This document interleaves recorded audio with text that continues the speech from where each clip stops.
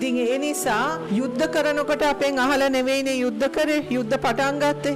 ඔයාලගෙන් අහලා යුද්ධ කරන්න ඔයාලා කවුද? ඔයාලා කවුද?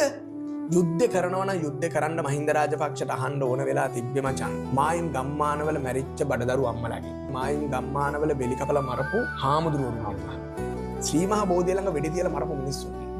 මහ බැංකුවේ බෝම්බෙන් මැරිච්ච මිනිස්සුන්ගේ. ශගානක් මේ රටේ කොල්ලෝ කෙල්ලෝ යුද්ධෙට ගිහිල්ලා හිටියා. උන්ගේ හැබැයි මං හිතනවා මහින්ද රාජපක්ෂ ඇහුවේ එක තැනකින් ඇහුවා මහින්ද රාජපක්ෂ යුද්ධ කරන්නද කියලා. කාගෙන්? තමන්ගේ හෘද සාක්ෂි. තමන්ගේ හෘද සාක්ෂි. රටේ නායකයෙක් අහන්න ඕන වැදගත්ම තැන තමයි තමන්ගේ හෘද සාක්ෂිය.